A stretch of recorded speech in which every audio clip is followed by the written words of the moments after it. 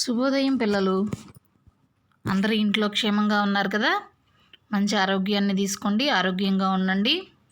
మనం రెండో పాఠం తృప్తి పాఠం నేర్చుకుంటున్నాం. తృప్తి పాఠంలో క్వశ్చన్ అండ్ ఆన్సర్స్ స్టార్ట్ చేసాం. Short questions 5 రాసేసాం. ఈరోజు ఒక క్వశ్చన్ ఉంది, ఎస్ఏ క్వశ్చన్. ఈ క్వశ్చన్ రాసిన తర్వాత ఎస్టీ పెడతాను. నెక్స్ట్ మండే ఎస్టీ అనమాట. ఈరోజు థర్స్డే 8వ తారీఖు కదా. నెక్స్ట్ మండే రోజు ఎస్టీ పెడతాము. ఓకేనా? ఈరోజు క్లాస్ వర్క్ చూద్దాం. తృప్తి కథలో పూర్ణయ్య పాత్ర ద్వారా మీరు తెలుసుకున్న విషయాలు ఏమిటి? పిల్లలు ప్రశ్న జాగ్రత్తగా చదవండి. తృప్తి కథలో పూర్ణయ్య పాత్ర ద్వారా మీరు తెలుసుకున్న విషయాలు ఏమిటి? తృప్తి కథలో పూర్ణయ్య అందరికీ అవసరమైన పనుల్లో చురుకుగా పాల్గొన్నాడు. పూర్ణయ్య వంట చేయించడంలో నేర్పరి. వంటలు ఏమేమి చేయిస్తున్నాడో అందరికీ ముందే చెప్పటంతో పాటు మధ్య మధ్యలో వెళ్ళి వారికి భోజనం పట్ల ఆసక్తి కలిగిస్తాడు. వడ్డించేటప్పుడు అందరి మధ్య తిరుగుతూ కొసరి వడ్డిస్తాడు. వాళ్ళందరూ ఆనందంగా తింటుంటే తానే తిన్నంతగా తృప్తి పడతాడు. చివరకు తనకు మిగలకపోయినా మిగిలిందేదో తిని తృప్తిగా నవ్వుకుంటాడు. తృప్తి అనేది మన కోసం చేసుకునే పనుల్లో ఉండదని, మనం చేసిన పని వల్ల ఇతరులు సంతోషిస్తే అదే తృప్తి అని పూర్ణయ్య పాత్ర ద్వారా తెలుసుకున్నాను. పిల్లలు, మనం ప్రతి పాఠం, మనకు పుస్తకంలో ఇచ్చేటువంటి ప్రతి పాఠం నుంచి మనం కొన్ని విషయాలు నేర్చుకుంటూ ఉంటాం. ఈ పాఠంలో మనం తృప్తి అనేది మన కోసం మనం చేసుకున్నప్పుడు కలిగే పనిలో ఉన్నటువంటి తృప్తి కన్నా మనం చేసిన పని వల్ల ఇతరులు సంతోషపడితే అది మనకి బాగా తృప్తిని కలిగిస్తుంది అని ఈ పాఠం వల్ల తెలుసుకున్నాం మనం. అదే ప్రశ్నని ఇప్పుడు మనం రాసామన్నమాట. తృప్తి కథలో పూర్ణయ్య పాత్ర ద్వారా మీరు తెలుసుకున్న విషయాలు ఏమిటి? అతను చురుకుగా పనుల్లో పాల్గొంటాడు. ఆయన గురించి చెప్పి తర్వాత మనం ఆ పాఠం ద్వారా మనం ఏం తెలుసుకున్నామో రాసామన్నమాట. అర్థమైంది కదా పిల్లలు? ఇంకొకసారి చదువుతాను చూడండి. తృప్తి కథలో పూర్ణయ్య పాత్ర ద్వారా మీరు తెలుసుకున్న విషయాలు ఏమిటి? తృప్తి కథలో పూర్ణయ్య అందరికీ అవసరమైన పనుల్లో చురుకుగా పాల్గొన్నాడు. పూర్ణయ్య వంట చేయించడంలో నేర్పరి. వంటలు ఏమేమి చేయిస్తున్నాడో అందరికీ ముందే తెలియచెప్పడంతో పాటు మధ్య మధ్యలో వెళ్ళి వారికి భోజనం పట్ల ఆసక్తి కలిగిస్తాడు. వడ్డించేటప్పుడు అందరి మధ్య తిరుగుతూ కొసరి వడ్డిస్తాడు. వాళ్ళందరూ ఆనందంగా తింటుంటే తానే తిన్నంతగా తృప్తి పడతాడు.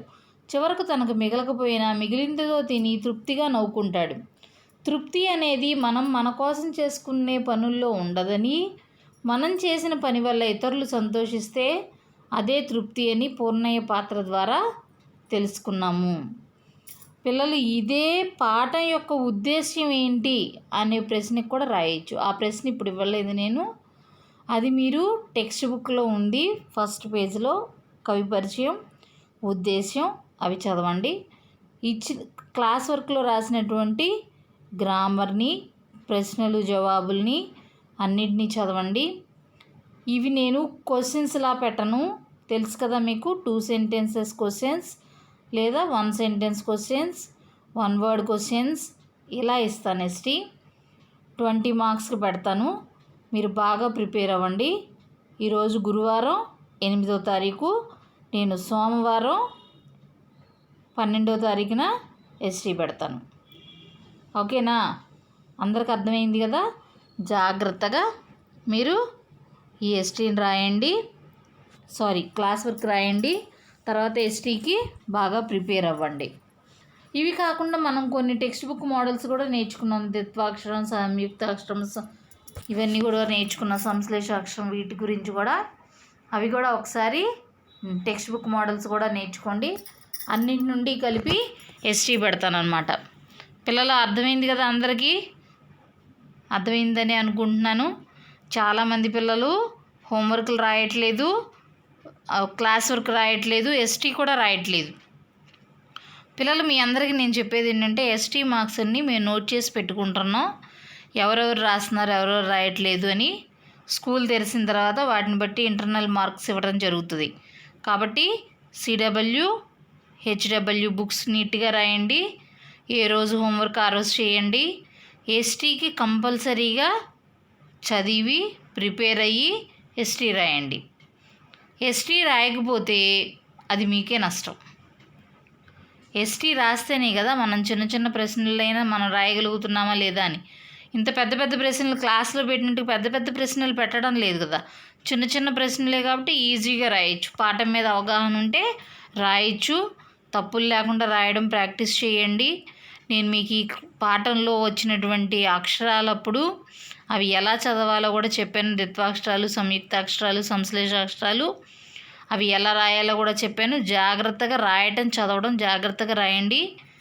మీకు సొంతంగా పదాలు రాయడం అనేది నేర్చుకోవాలి. ఈ పాటికే వచ్చి ఉండాలి. రాని వాళ్ళు ఇప్పుడు మంచి అవకాశం దొరికింది మీకు, చక్కగా దాన్ని ప్రాక్టీస్ చేయండి. ఆ బేసిక్ నాలెడ్జ్ అనేది వచ్చేస్తే, చదవడం రాయడం అనేది వస్తే మీరు తెలుగు చాలా ఈజీగా రాసేయగలుగుతారు. పాఠం అంతా ప్రశ్న అంతా బట్టి పట్టాల్సిన పని లేదు. మీ సొంత పదాలతో మీ సొంత వాక్యాలుగా ప్రశ్నలకు సమాధానం రాయొచ్చు. కాబట్టి ఇప్పుడు ఈ హాలిడేస్లో మీరు ఇంట్లో ఉండి తెలుగు రాయడం చదవడం బాగా నేర్చుకోండి. అర్థమైంది కదా పిల్లలు? ఈ తృప్తి పాఠం ఈ రోజుతో క్లాస్ వర్క్ రాయడం అయిపోయింది. మండే ఎస్టీ పెడతాను. మండే ఎస్టీ అయిన తర్వాత మండే ఈవినింగ్ కల్లా నాకు సబ్మిట్ చేసేసేయాలి. కాబట్టి ఇవాళ Thursday, Friday, Saturday, Sunday 4 days, Monday 5th day రోజు ఎస్టీ పెడతాను.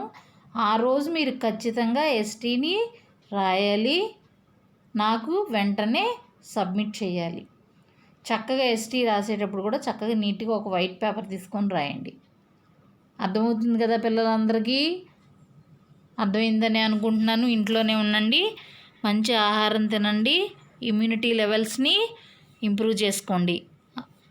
సంతోషంగా హ్యాపీగా క్షేమంగా ఉండండి. ధన్యవాదములు.